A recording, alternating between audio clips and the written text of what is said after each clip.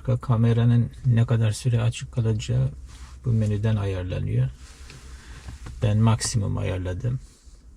Yani vitesi otomatiğe alınca bir 9 saniyede açık kalıyor. Yani belli bir müddette arkayı görmüş oluyorum. İlk başta bu kaç ayarlıydı hatırlamıyorum. 3 saniye falan veya 5 saniye ayarlı olabilir. Yani siz keyfinize göre ayarlarsınız. Şurayı da kapatınca herhalde otomatiğe alınca hiç saniye beklemeden kamera kapanıyordur büyük bir ihtimalle, denemedim.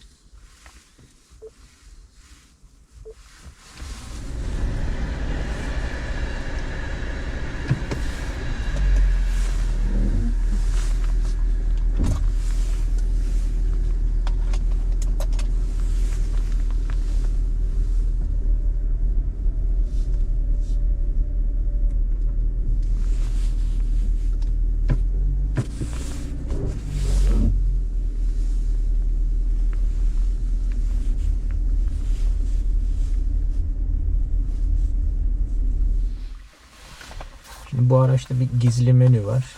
Kullanım kitapçığında yazmıyor. Bize de servis tarafından söylenmiyor. Servis elemanlarına ulaştığı, işte hataları gördükleri, bazı ayarlamaları yaptıkları bir gizli menü var. Oraya ulaşmak için ev tuşuna basılı tutuyoruz.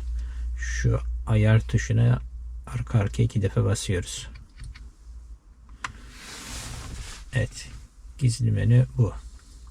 Şimdi ilk sayfada bir değişiklik falan yapılamıyor. İşte bağlantıların kontrolü var burada. Mesela ben de AUX'la USB 2 iyi değil gösteriyor. AUX'u zaten hiç kullanmıyorum. USB 2'de kablom var. Telefonu bağlıyorum. Yani nadiren sorun yaşıyordum. Telefondan mı diye düşünüyordum. Belki de USB'dendir. Burada iyi değil diye yazıyor. Bakalım aşağıda bir şey var mı? Yok. Burada tıklayınca bir şey olmuyor. Araç sinyaline bakalım. Evet, burada da yine değişiklik yapamadığımız ayarlar var. Akü voltajını gösteriyor. 11.8. Tabii şu anda çalışmıyor araba. Ben de şu altta, evet, şurada bir tane AliExpress'ten aldığım çakmaklık girişine takılan iç sıcaklığı ve akü voltajını gösteren basit bir cihaz var. Bu da aynı değeri gösteriyor. Demek ki doğru gösteriyormuş. Şimdi araba çalışmazken akü voltajı 11.7 volt gösteriyor. Bir de çalıştırarak bakalım.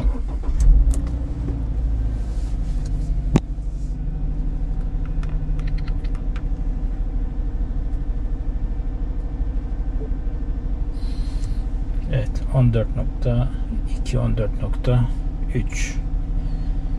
Benim AliExpress'ten aldığım aşağıda olan cihazda aynısını gösteriyor. Şu hazır çalışmışken direksiyon ayarına bakalım. Kaç derece dönüyor? 473. Tersi 472.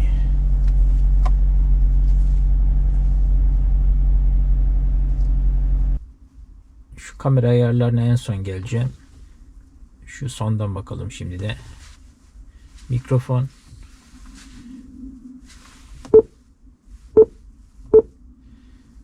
Merhaba. Merhaba. Evet, burada mikrofon kontrolü yapılıyor. Mikrofon kontrolü yapalım. Merhaba. Merhaba. Merhaba. Evet. Evet, hoparlörde de demek ki sesimizi kaydedip oradan denendi. Başka ses kontrolüne bakalım. Evet, burada yukarı aşağı tuş olduğuna göre burada bir ayarlama yapılabiliyordur zannedersem. Bakalım. İş modelini, iş kültürünü çalışanlarınıza anlatmanız lazım. Şimdi birçok şirket, deyim yerindeyse, Lamar Porselen mutfak tezgahları hava durumu. Evet, şurada da hoparlör kontrolü. Watt Enerji'nin sunduğu Hoparlör kontrolü yapılıyormuş.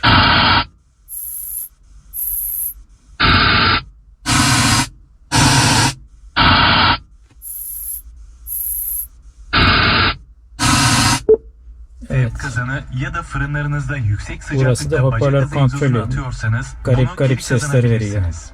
3 ton kapasiteli Evet, son olarak da kamera ayarları. Burada aç kapama yapılabiliyor. Kılavuz attı, direksiyon açısı attı. Dikkat.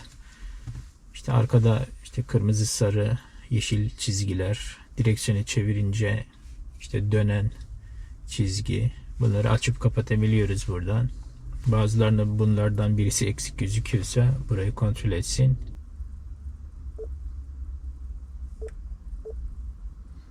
Evet. Kılavuz hattında çizgiler gitti. Tabii şu anda vermeye çalıştıralım bakalım.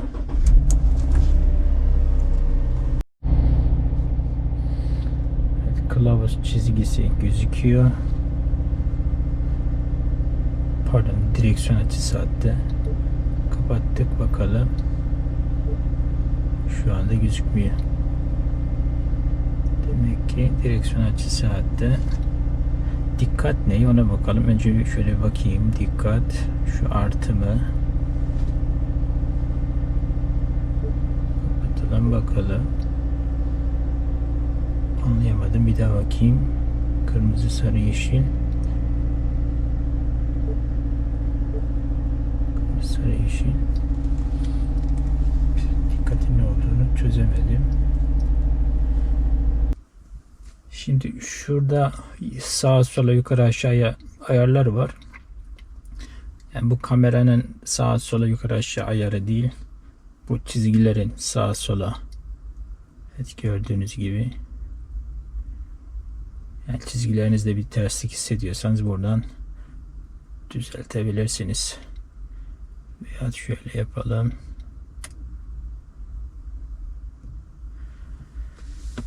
Yani bir bakarsanız bir terslik falan, yamukluk varsa buradan düzeltilebiliyor. Onun haricinde esas ilginç olan, yani arabayla giderken bu sürekli açık kalabiliyor böyle. Yani bu ayarlara gelip arabayla gittiğiniz zaman sürekli arka kameradan geriyi görebiliyorsunuz. Yani ne işinize yarar? İlk meraktan bir falan bakarsınız.